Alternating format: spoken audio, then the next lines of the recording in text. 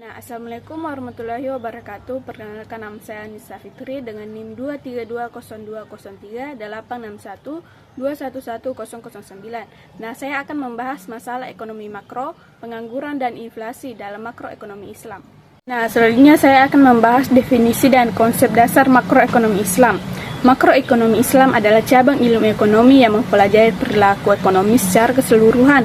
Dalam konteks nilai-nilai Islam, fokusnya adalah pada kesejahteraan sosial dan keadilan ekonomi dengan mempertimbangkan prinsip-prinsip syariah dalam aspek ekonomi.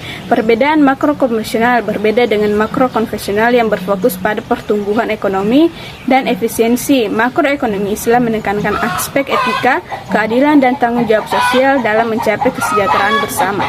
Selanjutnya yaitu prinsip-prinsip makroekonomi Islam, yaitu 1. Keadilan sosial, menekankan distribusi kekayaan yang adil dan merata, menghindari konsentrasi kekayaan di tangan segelintir orang. Kedua yaitu tanggung jawab sosial, menekankan pentingnya peran individu dan komunitas dalam membangun perekonomian yang kuat dan berkelanjutan. Ketiga, kemandirian ekonomi, mendorong upaya mencapai kemandirian ekonomi melalui usaha produktif dan kemandirian ketergantungan pada kekuatan ekonomi asing. Keempat yaitu kesucian dan moralitas, membatasi aktivitas ekonomi yang bertentangan dengan nilai-nilai moral dan etika Islam seperti riba, gharar, dan maisir. Masalah pengangguran dalam perspektif makroekonomi Islam yaitu pertama, pengangguran. Pengangguran adalah keadaan di mana seseorang yang ingin bekerja dan mampu bekerja namun tidak mendapatkan pekerjaan. Yang kedua yaitu dampak ekonomi. Pengangguran menyebabkan penurunan produktivitas nasional dan potensi pertumbuhan ekonomi, serta meningkatkan kemiskinan dan kesenjangan sosial. Ketiga yaitu persepsi Islam. Islam memandang pengangguran sebagai masalah serius yang berdampak negatif terhadap kesejahteraan masyarakat dan melanggar hak-hak individu untuk bekerja dan mendapatkan penghidupan yang layak. Selanjutnya yaitu penyebab dan dampak pengangguran dalam makroekonomi Islam, yaitu faktor internal, kurangnya pendidikan dan keterampilan, rendahnya daya saing, kurangnya akses modal, dan kurangnya motivasi kerja. Faktor eksternal yaitu resesi ekonomi global, perubahan teknologi, dan kebijakan ekonomi yang tidak tepat. Dampak sosial yaitu meningkatnya kemiskinan, kriminalitas, dan ketidakstabilan sosial, serta berkurangnya rasa aman dan kesejahteraan. Dampak ekonomi, penurunan produktivitas nasional, pertumbuhan ekonomi yang lambat, dan penguatan siklus kemiskinan.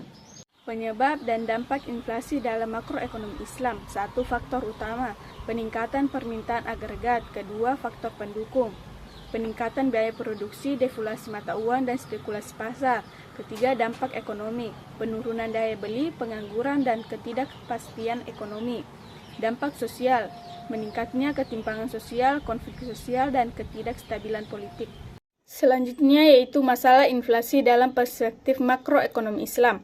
Pengertian inflasi. Inflasi adalah peningkatan harga barang dan jasa secara umum dalam suatu periode tertentu. Ini menyebabkan penurunan nilai mata uang dan daya beli masyarakat. Dampak negatifnya yaitu inflasi yang tinggi dapat memicu ketidakstabilan ekonomi, penurunan daya beli masyarakat, dan meningkatnya kesenjangan sosial. Ini juga menghambat investasi dan pertumbuhan ekonomi. Islam dan inflasi adalah Islam memandang inflasi sebagai sesuatu yang merugi karena merugikan kaum lemah dan miskin. Islam menekankan pentingnya menjaga kestabilitas harga dan melindungi nilai mata uang. Setelah itu solusi Islam dalam mengatasi masalah pengangguran dan inflasi yaitu 1. Zakat. Zakat merupakan kewajiban bagi umat muslim yang membantu meningkatkan kesejahteraan masyarakat, mengurangi kemiskinan, dan mencapai lapangan kerja. Kedua yaitu wakalah. Wakalah adalah sistem keuangan Islam, dapat mendorong pertumbuhan ekonomi, menciptakan lapangan kerja, dan meningkatnya kesejahteraan masyarakat.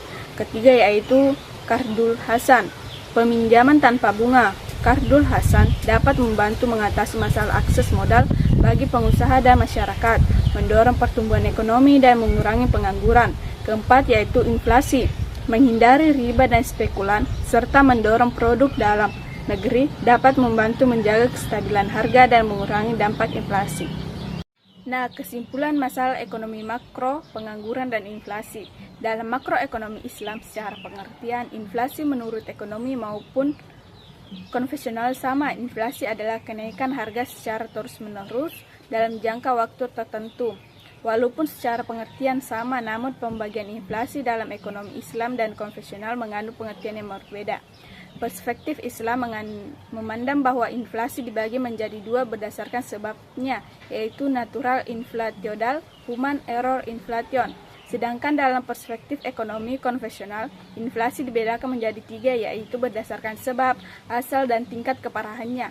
Pengaruh negatif inflasi terhadap pengangguran dan analisis regresi sederhana menunjukkan adanya fenomena kurva Phillips dalam perekonomian negara-negara Islam. Artinya, kenaikan tingkat inflasi dapat menurun tingkat pengangguran dan semestinya hal sebaliknya juga berlalu.